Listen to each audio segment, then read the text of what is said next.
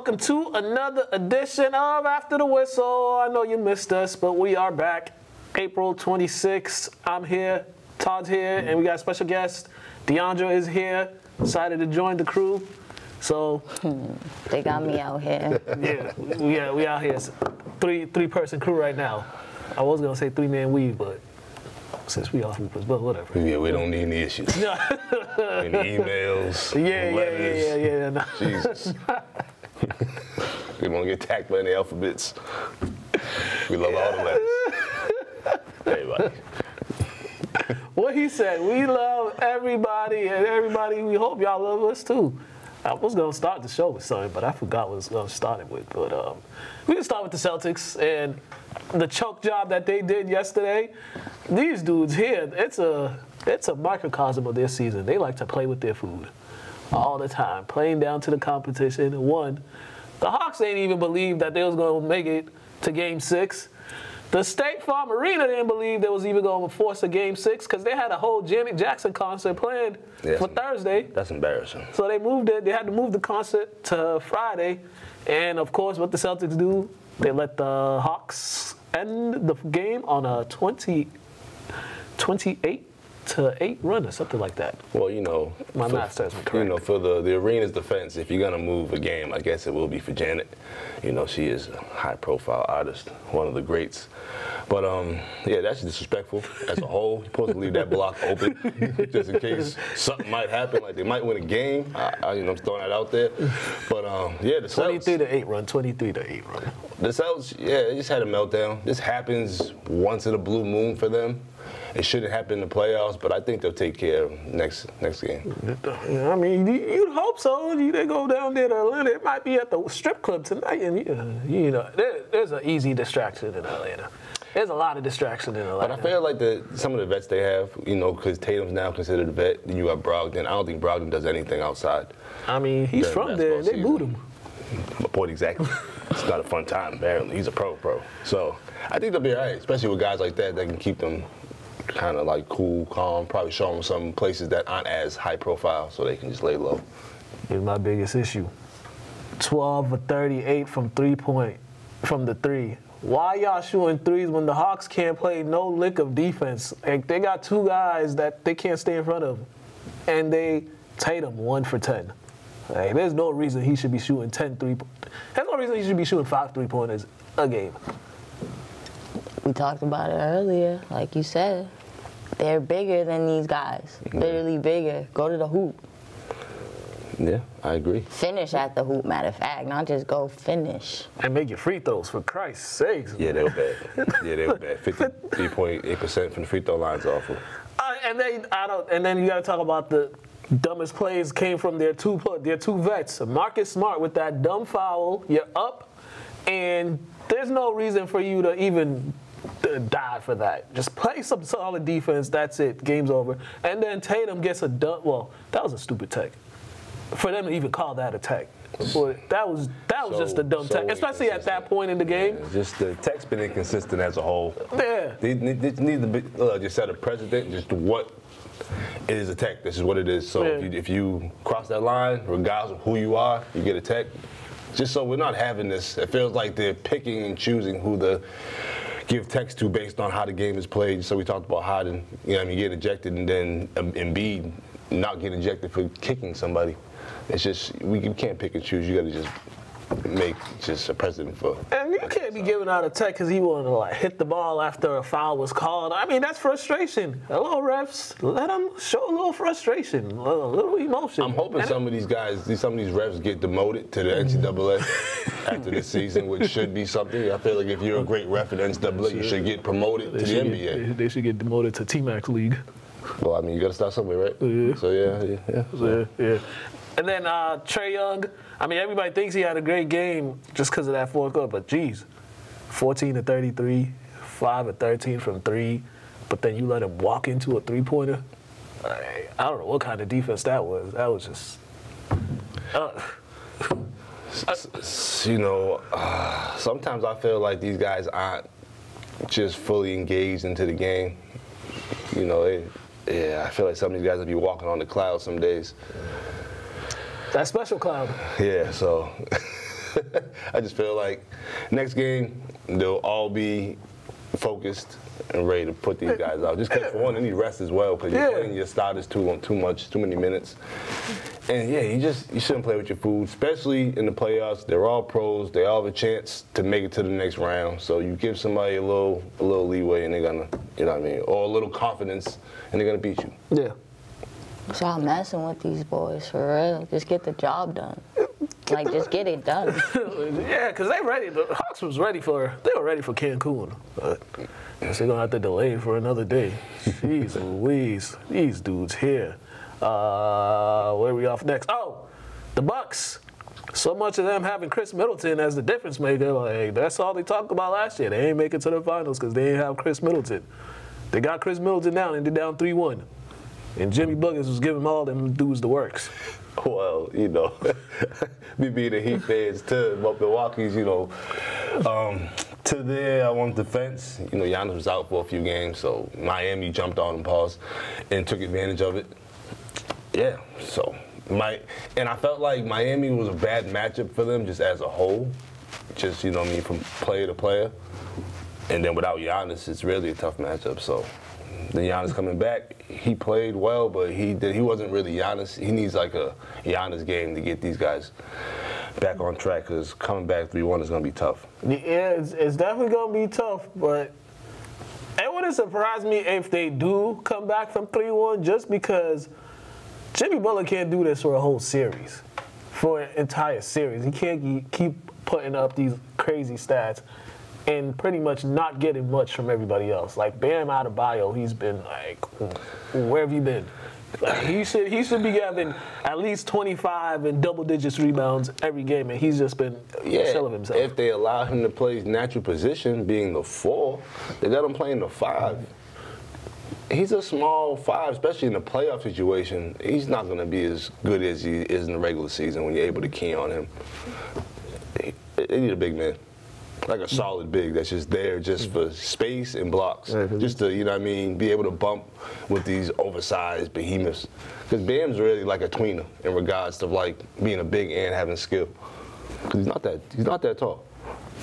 Well, I mean, Brook Lopez is getting the business. Yeah, because Brook's a footer. Brook, offensively and defensively, he couldn't even drive by Brook Lopez. That's my point. That's my point. Like Brook is just he's like Sasquatch-esque.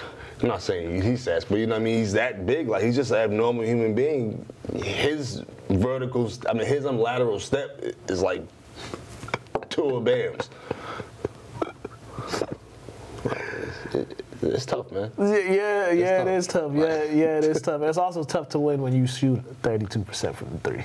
Like they're not really a great 3-point shooting team, or even a decent 3-point shooting team, I would say. Nah, but the only thing I would say in the Bucks' favor is they get more points in the paint, and they get more points off turnovers. Yeah. So like that's what Miami has to clean up in order for them to advance to the next round. How about they cut down on their 3-point attempts? Cut that in half. Taking 40 when you're not that good of a 3-point shooting team. Cut it down to like 25, 20. Yeah, that's just unfortunate. It's just the way, the culture of the NBA right now, which somebody has to just switch it up a tad and you'll win. You'll be better off, I feel. Yeah. What's your thoughts on that? Honestly, you know how I feel. If you ain't producing, what you doing? Yeah. You watching? Some of them dudes might as well be in the stands. It just seems like their confidence, like they was up 15 and then I don't know what the heck happened in the 4th quarter. They stopped doing what they were doing. Who? The Bucks. They completely stopped doing what they're doing. And it seemed like defensively too, they just stopped talking. Yeah. They just completely stopped talking. It might just be out of sync. They might be down emotionally, mentally, just in a rut. Just because having, I don't really know personally, but not having Giannis will do something to your team if they're not mentally strong because you're able to rely on him to do so much. Mm-hmm. So maybe they just out of whack. Hopefully next game they might get back on track. For my sake, I hope Miami puts them down. Or, it's just my own opinion. They're in Milwaukee.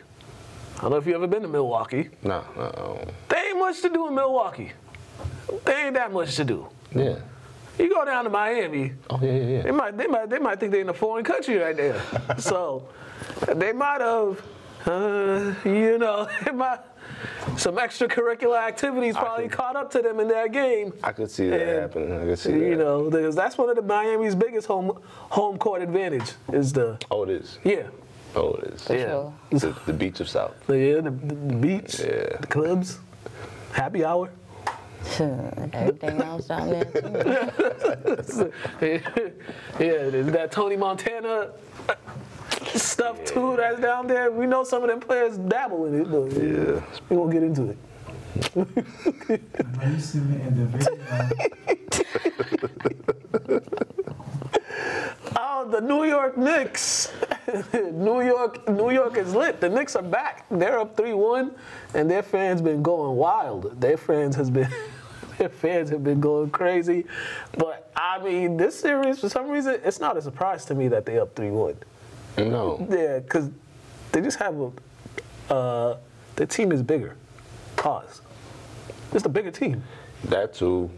When I'm looking at the Knicks now, I'm seeing like a rejuvenized organization, minus that owner.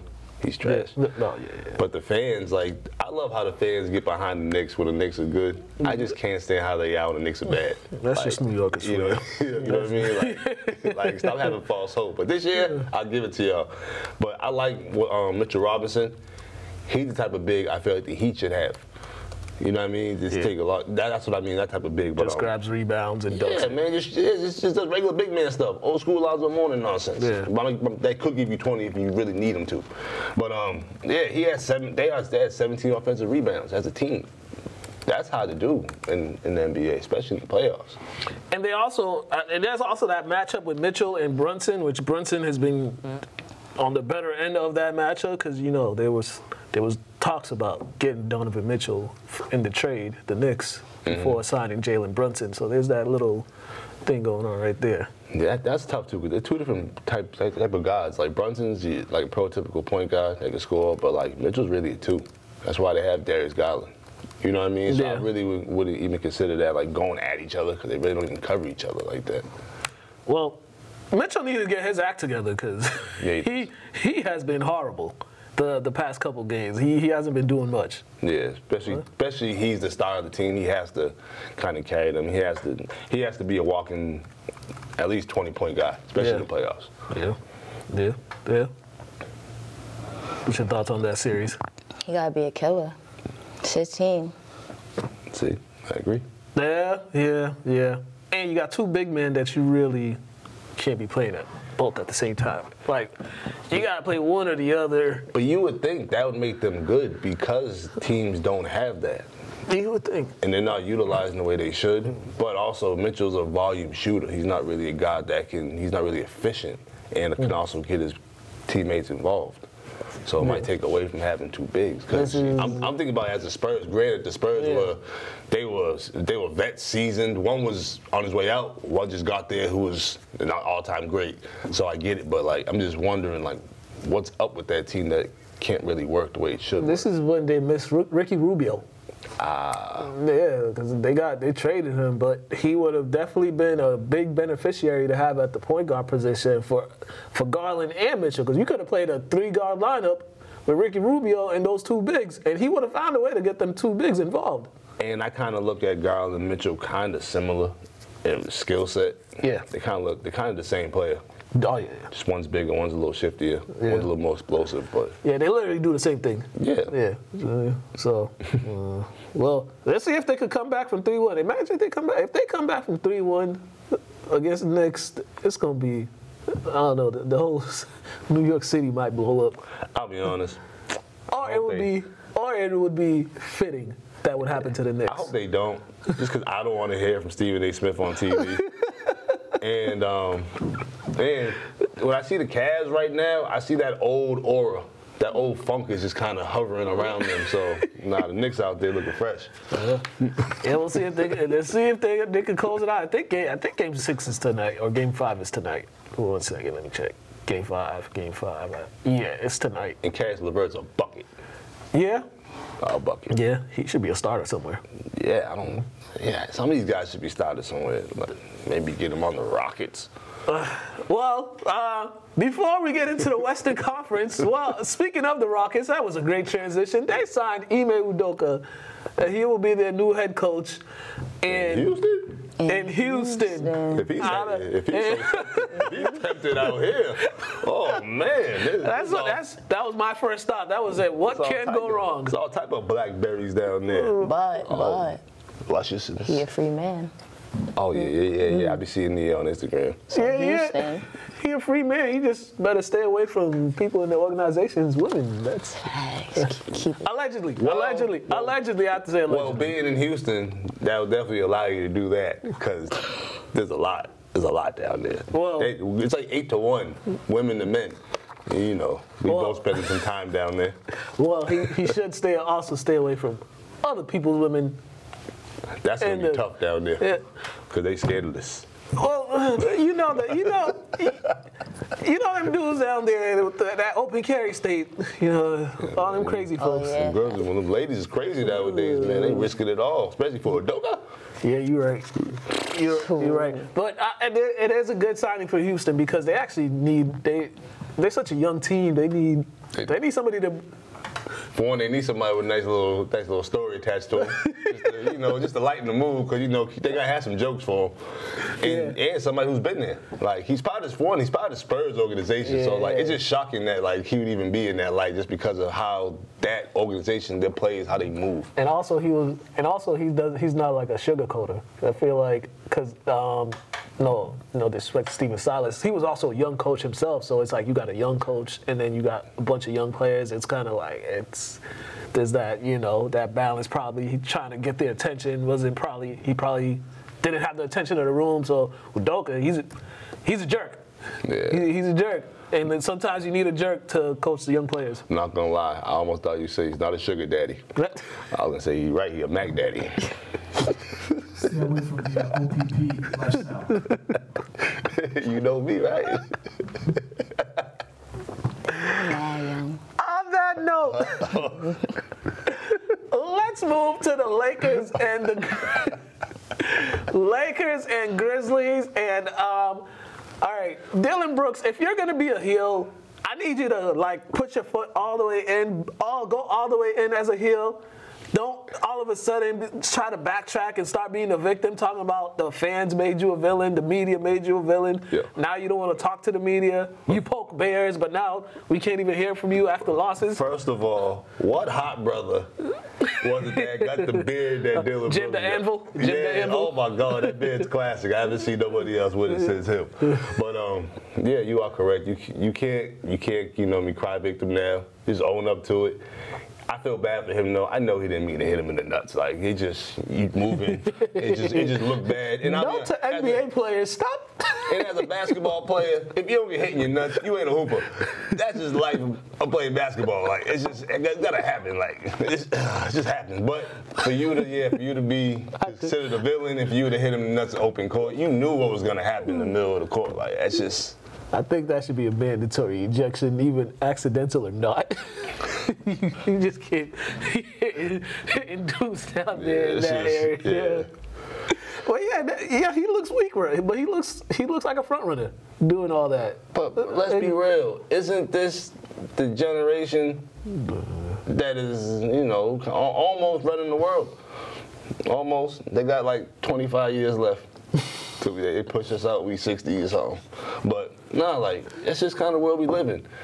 But it's even worse now, because the language is totally disrespectful. When you say you ain't give me 40, like come on, man. Like LeBron don't be dropping 40 like that. He got a whole team to play with. Like it's called winning basketball. But like I said, what Shaq said, you gave you 20 and 20, that's 40. He is correct. Yeah. Yeah. What's your thoughts on that? If you're gonna talk, you gotta back it up. It's okay you can talk. Everybody loves a heel. No. Oh, I can't? No, you didn't. Oh, can I? Oh, you can curse if you want. We edit. All right, my bad. Nah, if you're gonna talk some stand on it. I agree. I absolutely agree. especially since y'all been talking a whole lot of trash the last several years, and it's looking like if they get eliminated, it's about blow up time over there. I have to blow that team up. I'll give it one more year. Maybe them talking trash is them way of getting themselves hyped up, and that's just how they get going. Yeah. So you know how young boys are. They like to run their mouth just to get themselves feeling good and all that, and then they get reminded that you're not as good as you are because people been talking trash about the Lakers all season. I'm like, nobody wants to see this team in a 7-game series. I don't care who you are. You don't want to see the Lakers. Yeah, but the thing is, like them, it's just you've had 2 good seasons where you finish in the top 2, and for you to have not even a conference finals appearance to show for it, at some point they'll keep a couple of those guys, but then they're gonna be like, all right, I think we need to start getting some vets in here because that team is so well. They got Steven Adams, but he's hurt. They probably get some more vets. Well, that's a big, you know what I mean? I want to say, what's the big missing piece right now? Steven Adams. He could change a lot for them, you know what I mean? Especially they lost a game by a couple points, won a game by a couple points. So you know what I mean? Like having him definitely is like other dude a plus 10. What was the other dude name? There was another guy. He had like the dreads. I forgot his name. I need to talk about. So light-skinned dude. Yeah, they missed some guys, and also I feel like you should add a couple pieces. You know what I mean? They might, depending on what Brooks does or his contract, they might move him around because they can get a 3-and-D guy that can help spread the court out. But yeah, it's just they're just missing just a guy that can get you a bucket. Ja needs to learn how to get a pull-up jump shot. I've been saying him jumping off the trampoline, he about to break his neck. But people are now just saying that. I'm like, you can't always end up on the floor. Like it's just not good for you. And he's not a brolic guy. He's slim. Yeah. Their biggest need is a consistent 3-point shooter.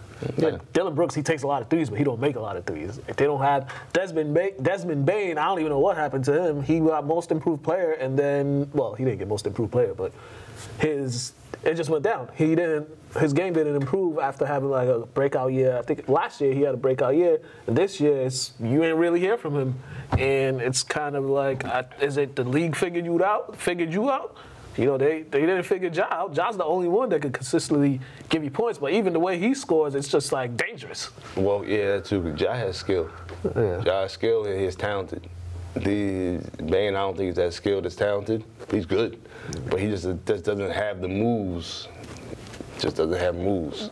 So see his freaking all the muscles he got. He looked like he should be a security guard or something. Yeah, I mean, or a drill sergeant. Something like that. Or a professional arm wrestler. Like, I'm surprised he can even shoot the ball. Like, dude, can you get your arm up? Living in the way.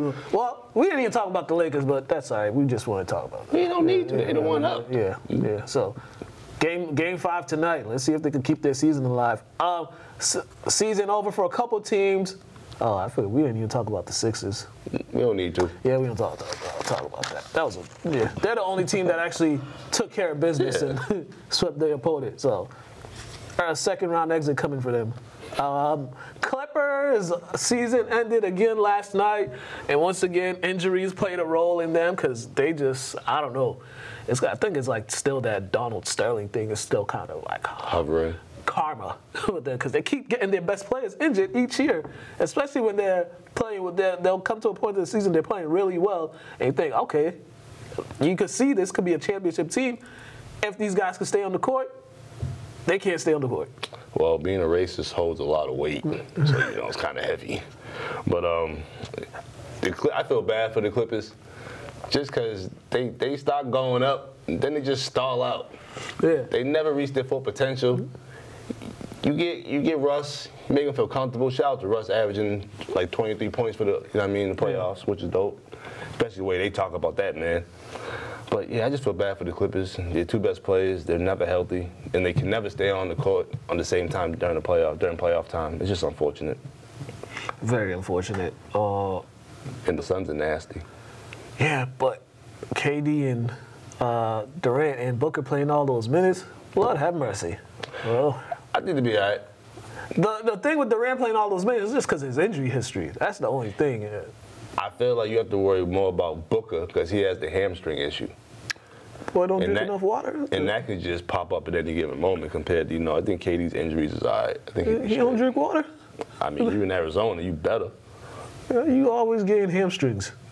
But hamstring pulls, though. It's not like it's cramping. I'm looking at these minutes right now. 44, Durant, Ayton's young, so he good. And they're in rhythm, too, so it's like, yeah. And as you get older, too, you don't want to be sitting.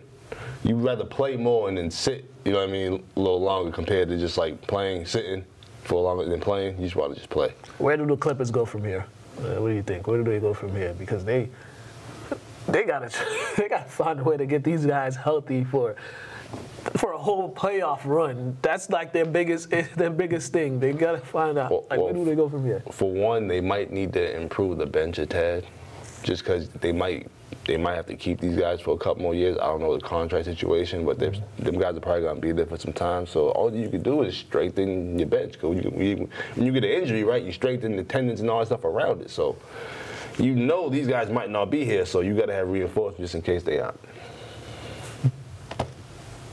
What do you think? Nah, Todd made a good point, though. It's like, if you really think about it, without injuries, these guys can give you something. Keep them healthy, they're going to give you something. But like Todd said, if you don't have nobody to fall back on, who the hell is going to step up? At this point, it looked like the owner might have to suit up at some point in the game. I mean, he's full of energy. And I know he'll bring it. Yeah. Him and Westbrook be a dynamic duo. Yeah. Nah, because it's the NBA. Somebody out there gonna give you something. Yeah. Exactly. And I'm also just surprised that some of those younger guys that they got really haven't fully developed into like giving them something. Like a couple minutes here and there, you know, because I think that's tough too when you're playing with two ball-dominant guys. And I'm sure in practice they might get some looks, but it's not the same like playing the game. So like even Terrence Mann, like you can see like he was comfortable taking certain shots, but wasn't fully comfortable taking other shots because he hasn't been in that role. He hasn't been in that position, in that situation long enough. Because you got Kawhi. And even Covington, he doesn't even get minutes no more. Yeah. He is a really solid NBA player. Covington's one hell of a shooter. Yeah. Very efficient. When he was the Sixers, I could rely on him to make a bucket, even though I wasn't rooting for anybody. But I just like watching him shoot because he's very efficient. Yeah, definitely. Oh, and they also gave up 50 points in the third quarter. I wrote that down too. Yeah. That's one way to lose a game. And Suns' fast break points 22-10. Yeah.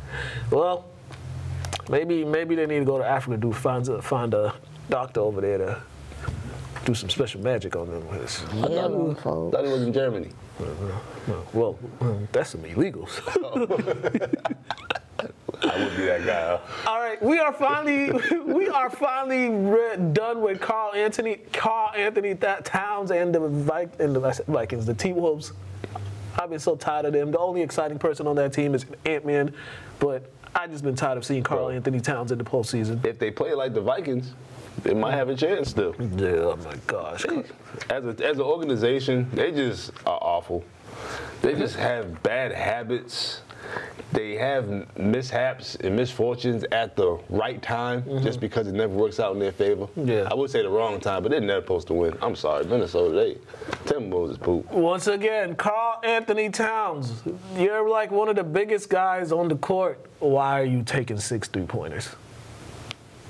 Why? Yo, can he move? It seems like he's having a tough time, like moving by, like trying to get by guys and stuff. Like he just has a hard time trying to be a big man. He's like,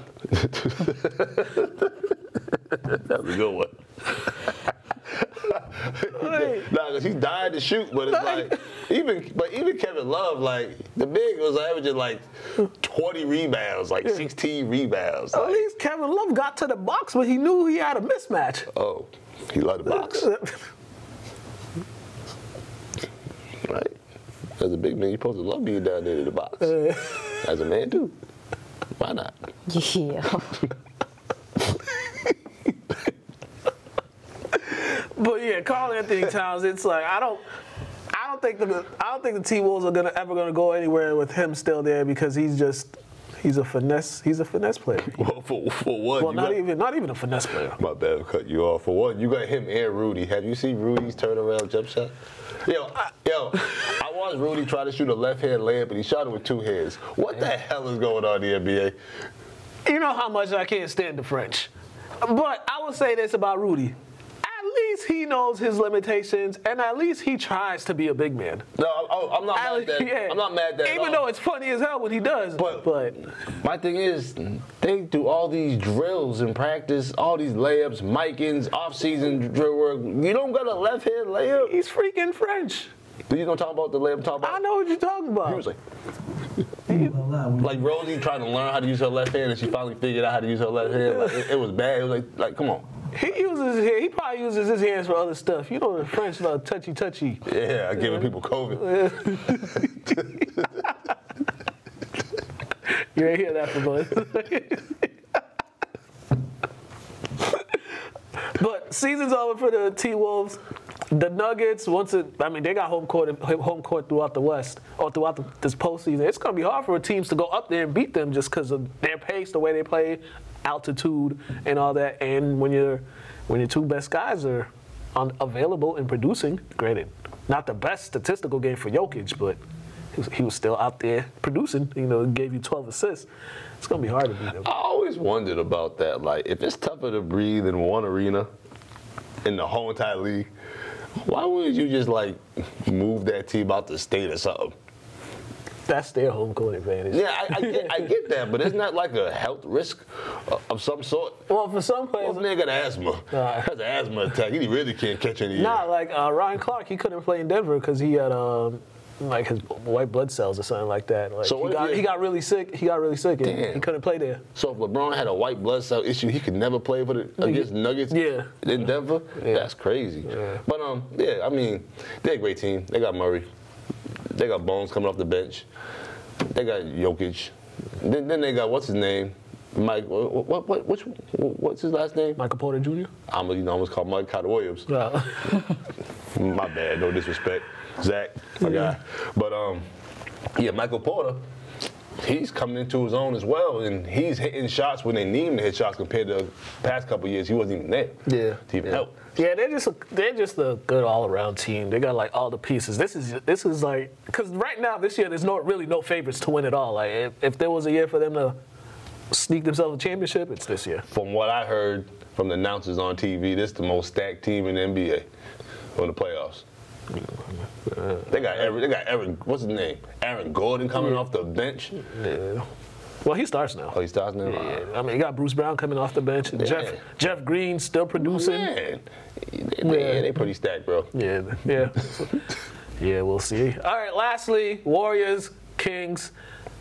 I mean, you're down one. I don't know what De'Aaron Fox is trying to do. Like, go to the basket. Go to the cup. Don't even force the shot. Sometimes you just gotta force a shot. No matter if the teammate's open. I think so. At some point, you just gotta be like, I'm gonna find a way to get this up. He's not there yet mentally. And he's a point guard. Yeah. So he's always thinking about making the best play. And we had a Michigan moment too that happened in that game. We definitely did. But also too, they gotta do a better job notifying their players about that rule.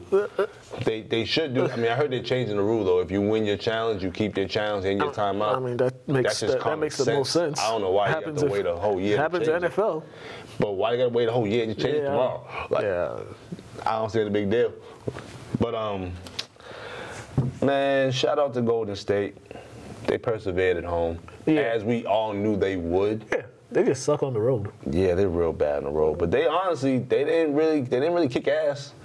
They made just enough plays. Like I said, they had 31 assists compared to Kings 25, 8 steals to the Kings 5, 6 blocks to the Kings 3 blocks. So they just made just enough plays to win because they only won by 1. Hey, who wins a win in these playoffs? He got one, and they almost blew it too with some of the stuff they did. But this is like one of the more entertaining series in this postseason, I would say. And then you got Draymond, you got Sabonis, you got that whole thing going on, which is quite hilarious. But yeah, I think it's going 7 because if you've been a bad road team all year, you're not going to get better in the playoffs. They might just because they're a championship caliber team on the road. They're not just anybody on the road.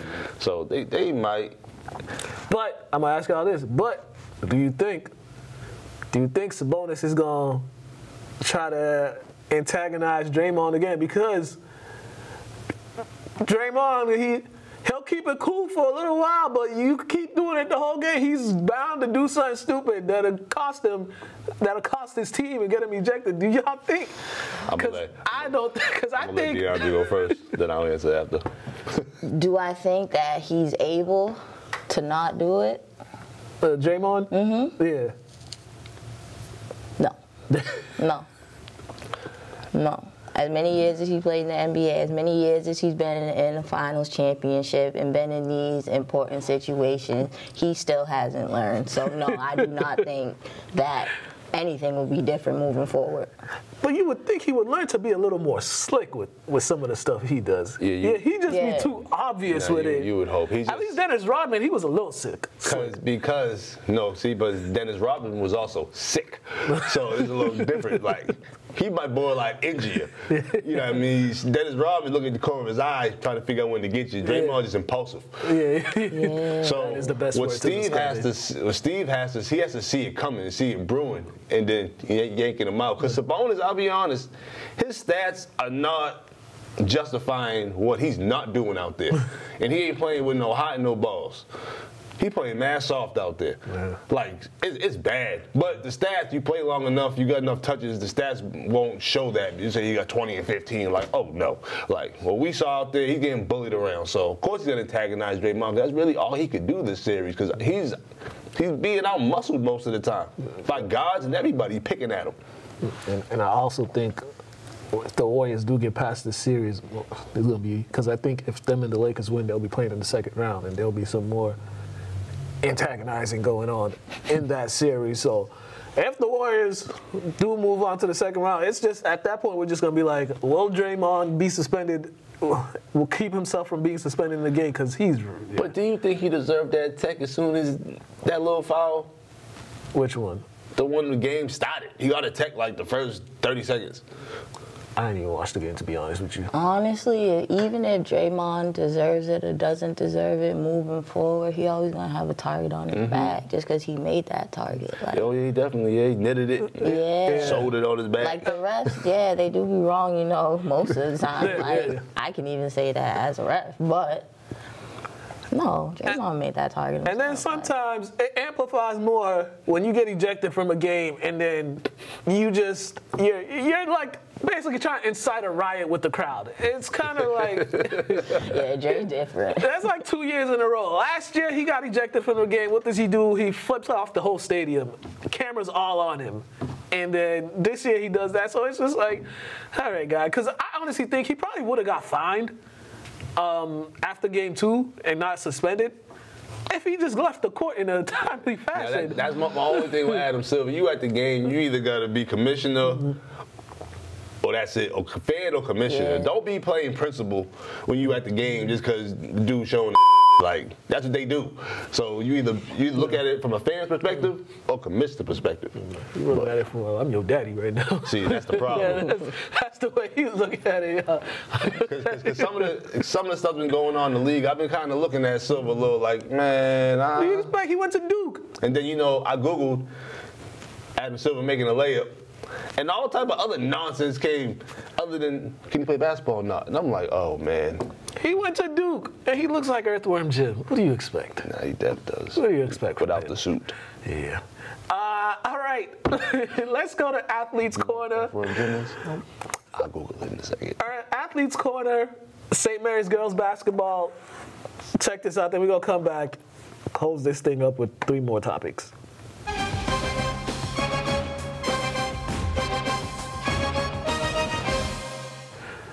Hello and welcome to another edition of Athletes Corner, and we have the back-to-back Division III state champs here. Their second time here. This is the coach's first time here. Coach, how are you doing? Ladies, how y'all doing? Good. I'm good. Doing good. All right. I have the championship high kind of came down, and you all have just been, going about your business? Yeah, for the most part. Coach, it's been these last 4 years, actually. It's been quite the time for your team. It was in the state title game. Lost, you coming back. You had a chance to play at another one. COVID happens, and then cut the COVID season and then you go back to back. Just for you as a coach, just like these 4 years, what was that like? Yeah, it's been, it's obviously been great. Even during the year that we didn't have a postseason tournament, we had a league tournament, and we played 23 or 24 games, so which was the most in the state. So even though it was really bizarre season, we were still able to make the most of it. But yeah, it's been, for us as a program, and I've heard from kids going back for quite a while. I've been at St. Mary's for 18 years, and we won a state title in 11 and 14, and I think after 2014, some of the kids that were on the team are now coaching with us, and I think the general thought was we were going to still be pretty good, but were we going to be able to get back to that level? And we've certainly gotten back to that level and then some over the last 4 or 5 years, specifically because of the senior group that we have. And so, yeah, it's been great. Yeah, definitely. For the ladies, you too. I mean, your high school experience was kind of an interesting one, especially with that whole COVID season. Just if you could sum it up these last couple of years, just as not only as a high school student, but as a high school student athlete, what was just the last couple of years like? For my first 2 years, I wasn't at St. Mary's, I was at Swampscott, and the athletics over there isn't great. But COVID year, I had my COVID year there, my sophomore year, and we only got to play like half the season, so like 10 games or whatever. So it was definitely tough because like our academics were like kind of half and half in person, online.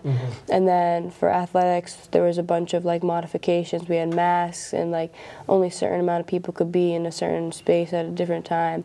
So it was definitely hard, and it was definitely a change that we had to make and kind of accommodate to. But over the last 2 years, junior and senior year, things kind of went back to normal, and we got to get back in our groove. And I came here, obviously, and it's been great ever since. So yeah. How about yourself? I would say my past 4 years at St. Mary's has been great. Obviously, I'm from Peabody, so I could have went to like Peabody High, but I think St. Mary's was a really good fit for me. And making that decision to go to high school was definitely, I will never regret that ever. Yeah.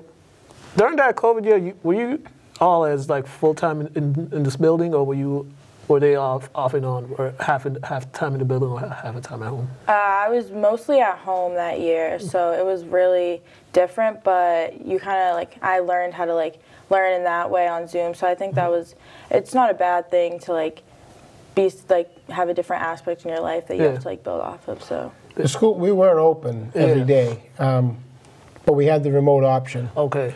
And I would say most days we were probably around 60 to 65% capacity. Most people stayed home because of COVID. Some people stayed home because they're more comfortable staying home. Other reasons. But yeah, and from a basketball standpoint, really, their freshman and senior years were the only 2 years they were able to play without a mask on. Sophomore year was all masks, and junior, last year, we didn't take the masks off until the state tournament started. Gotcha. So which was 5 games. So really the freshman year and then all of this year, the 2 in between, they played with masks on the whole time. So from a basketball standpoint, the modifications were there for almost 2 full seasons. Since you two being at St. Mary's, what part of aspects of your game has grown, once you entered high school, like from the freshman year and then to this point? What aspects of your games have really grown and matured? I would say like probably like my confidence and like my leadership as a whole. Like our team is very young. We have like an 8th grader who starts, and then we have a bunch of underclassmen, freshmen and sophomores. So kind of like makes us seniors kind of just take on that leadership role just automatically. And everybody pushes each other. The coaches push us, and like we just want to get better every day. So when we're just going at it, you get better mentally and physically in the game. So it's good. I agree. Coach, as far as how's the transition like? Because there's always some type of turnovers, but you didn't really have that much of a turnover, but you still had turnovers in like some of your role players with the turnover. Was that just make the job a lot easier when you don't have too much of a turnover as far as year to year from your team, and you kind of have the core there? Yeah, I think you can start, we have 2 days of tryouts, and then day 3 you can go right to what most teams are probably doing on day 20. Because we just take it for granted that we're going to get the ball over half court. We have plenty of people that can score. So we kind of go into what we want to do on defense. I mean, stuff that's nothing that's not, we're not doing anything that's that drastically advanced, but we're advanced for day 3, and I just think it puts, when you have a veteran team, it puts you way ahead.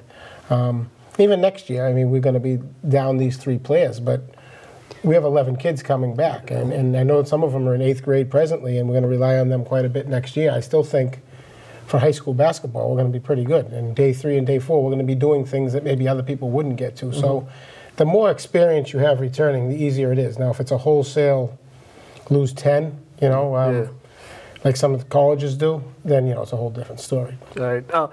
This year's tournament run, I mean, you guys had the season too. You had a lot of tough games you guys had played. The first, I think, Cathedral was probably that first road test that you guys had. Yeah. Would you say? And then a couple more others. But just in general, the schedule. How do you like this? How the schedule played out and how it shaped the team to make that run again to repeat? I think our schedule was a really great schedule. We played a lot of the top teams in Division 1, 2, 3, and 4, and just to play like against Cathedral and against Fian and lose those games really like taught us a lot, and it like prepared us for the state tournament so that we didn't get too comfortable and like have an undefeated season and think we're going to make it all the way, obviously. And also scrimmaged Andover, right? Yes. And Wachusett. How about? Played Drake. Yeah. Okay, so you played most of the teams that made the. You saw most of the teams that made the deep run. Is that something that you just want as far as the scrimmages? Is that just for them to get a look at some of the what's out there? Try to. I mean, we knew what we had, so going to scrimmage someone to win by 50 and feel good about yourself wasn't what we were looking to do. So we scrimmaged Newton North and Andover. Andover won at Newton North. I think was in the final 8. And then after the season, we scrimmaged Wachusett, who was in the Final 4 in Division 1, actually had Andover on the ropes for a while. And then Woburn was in the Final 4, who we played in the first game of the year. And Fian beat them, who we split with. So, yeah, we had 9 wins against teams in the Globe's top 15. So, Cathedral won the state title. We played them twice. We played Fenwick in the state final. We played them 3 times. Drake was in Division 2, and then Fian twice. Scrimmage Andover and Wachusett. So I think that now that it's over and said and done with, there's sometimes if you don't play that type of schedule, there's a lot of questions as how good were you really? Well, we know how good we were. We played them and in most cases did very well. And back-to-back years, it was a big one with Fenwick. Last year's Final 4 and then this year's state title game. It's like last year too, it came down, both years comes down all the way to the wire. I mean, is that what you guys, I mean, I'm sure you're looking like, yeah, we hoping they get there, but when they got there this time around, you got to see them again. How excited was the team just to, another chance at it in a big time game?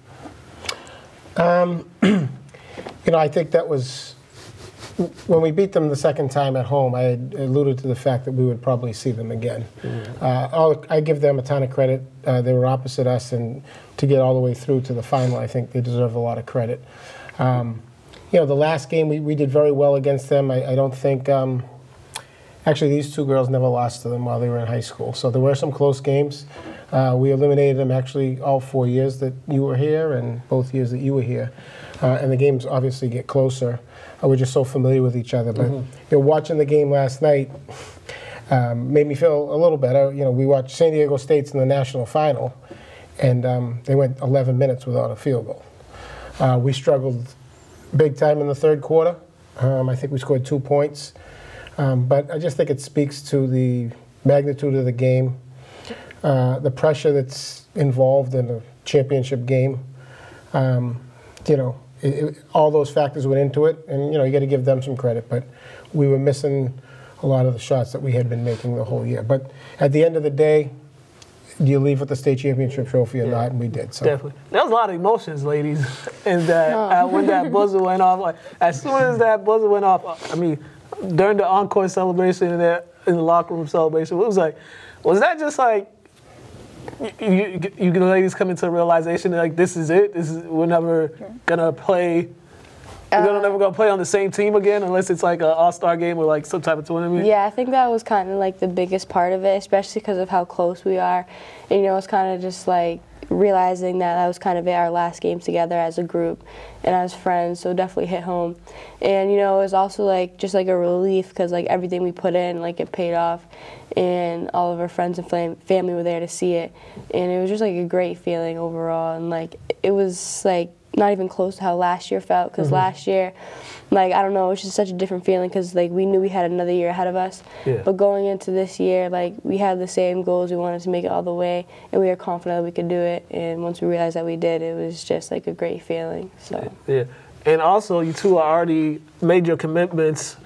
How you pronounce it? Monmouth. Monmouth? Okay, and you're going to Bentley. Yeah. Can you both just talk to me what got you, Kim, to come down to the decisions to choose those two schools? Well, I picked Monmouth obviously because like the basketball, they have a really good team, and now they're in the CAA, so they just play a lot of good teams, and I want to be in like that environment, but also like the education part of it too. I really want to do business and real estate, and they have a really good program there, so that's what kind of led me there. Yeah, all right. For me, when I was in the recruitment process, like Bentley, like those coaches, like they applied the most pressure to me, made me feel like they really wanted me to come there and like I would have a role on the team, and that's what I wanted. You know, it's also like not too far from home. It's like 45 minutes away, so I'll still be able to see my friends and family. And it's a good school. It's a great business school, and I feel like that's something I would want to like pursue in the future.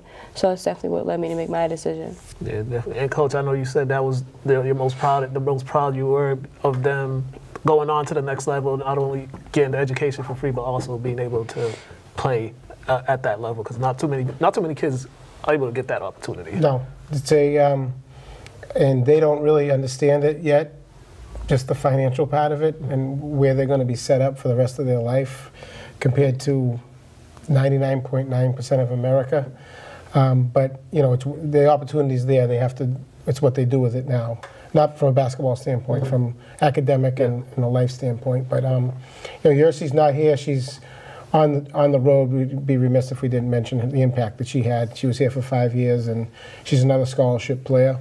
And on Sunday, I just want to, just for the heck of it, Kellyn Clark. Yeah.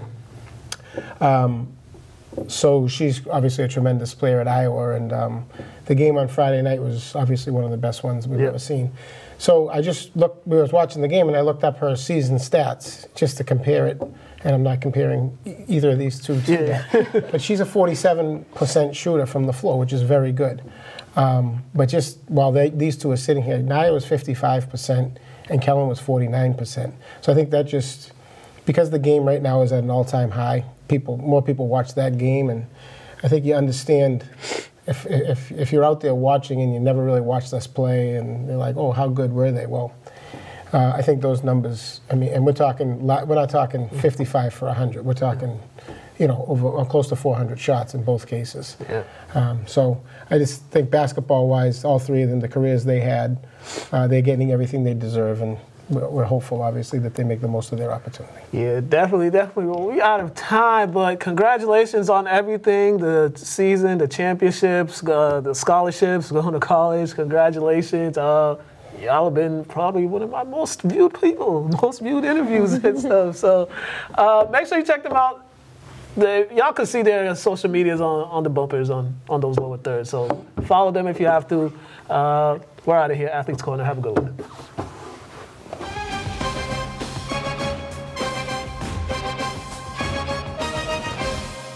Fight of the century happened over the weekend, but any sane person all knew what was going to happen. There was actually people that actually bet their money on Garcia to win.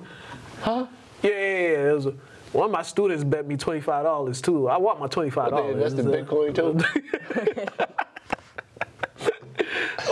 But watching this fight, like I said, Garcia's confidence went all the way out the window after that first knockdown. He got knocked down once, and it was just like he was playing. No, he got sat down by a kidney shot, and he didn't even try to see if his arm worked. He didn't even try to throw a punch. He just quit. Like, I got no respect for quitters. I would have quit too if I got hit right. I got hit in my ribs, and my nose started bleeding. That's when I would have been like, yeah, I'm done. That's an anime hit. His sides is bleeding. Man, that was Baki. Turtle bleeding. Pedro, what'd you think of the fight? I mean, Garcia had no chance, man. You know, Davis proved that he's just at another level. I mean, you can't mess with the guy. Hopefully we can see Shakur Stevenson or David Haney is coming up in May. Gervonta Davis had him feeling like Rick James. Blood us up my chest. Did you watch the fight? I caught a piece of it. Yeah, I caught the right piece though. Oh, you caught it right when he knocked him down? Did. Yeah. That was pretty bad. That was pretty bad. But Yeah, he showed he ain't had no heart right in that moment. He don't have no heart. Like, he didn't even try. Like he said, try to swing something. Like, he didn't try to do nothing. It was after that second round, after that knockdown, it was just like, all right, let me just try to get through this fight. Yeah, now that first knockdown, he said, "Oh man, Yeah, where can I run?" I think you remember like in Looney Tunes when one of them gets hit and that was kind of it. Reevaluating their life. That's what he was doing. So, what? We'll see what's next for these guys. This is the next big fight is coming up right here. We got. Oh yeah, Haney and Lomachenko. Oh yeah, That's correct. I'm gonna watch that one. I'll be up for that. Okay, that's okay. Next month. May 20th, pay-per-view. Okay. Whoever wins might face Gervonta Davis. Okay. And I heard that they're trying to get Shakur Stevenson in a Gervonta Davis fight. It's not going to happen for a while. Yeah. That would be a good one, though. It should be. That would be a good one. All right, before we get up out of here, we got a couple things. NFL, yesterday, the Jets finally traded for Aaron Rodgers, and all after months and months of speculations and alleged negotiations, they finally did it right before the draft, which was fitting. The Jets traded some draft picks and all that. Jets actually, they got good weapons offensively. It was just like, their quarterback was too busy trying to tag all the Cougars. He was turned into a dangerous species. So now they got a wily vet to go with some young receivers who are very productive. They got a good running back. They got a solid defense. There's a little hope for the Jets, but they're still the Jets. I mean, it's only right that John Wick went to New York. This makes sense. But it's weird how his career is kind of going in the same as his predecessors. That's right. They come before you, right? Yeah. It's just odd to me. Like, very. Your career's almost the same amount of, Super Bowls, not same amount of MVPs. Yeah. But it's just. No, yeah, I think he got more than Favre. Yeah, he got a couple more, I think. Yeah, he got 3. I think Favre got 2. Yeah, it's just odd to me.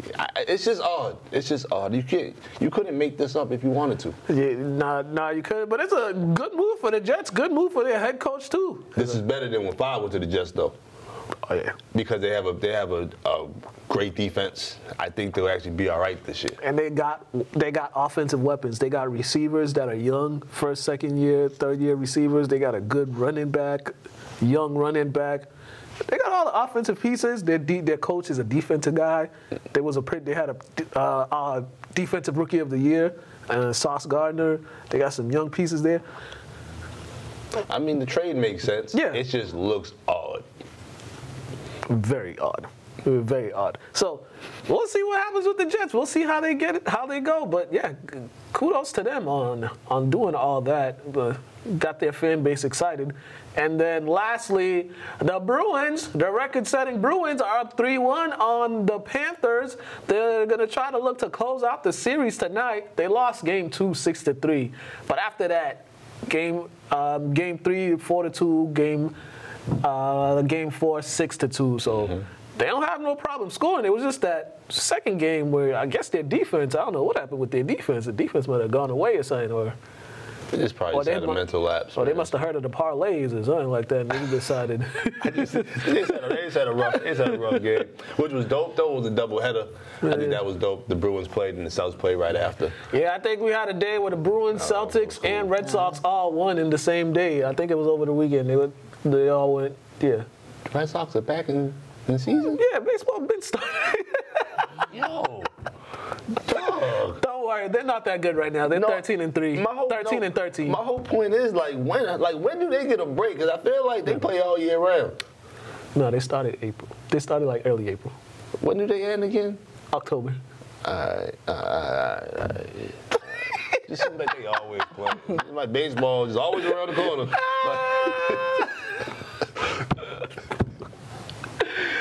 We've come to the end of this show. They always playing though. Like Jesus. Oh man, we are done here. Follow me, Mukala K, Instagram, Mr. Burton 23, Instagram, Diondra_Woumn, Instagram, LCTV After the Whistle, Instagram, LynnTV.org, all that good stuff. Yeah, we're gonna have some more interviews coming up, some new ones coming up next week, hopefully, and you know, hopefully all three of us might be back next week. Why not? Yeah. Yeah, I got some time.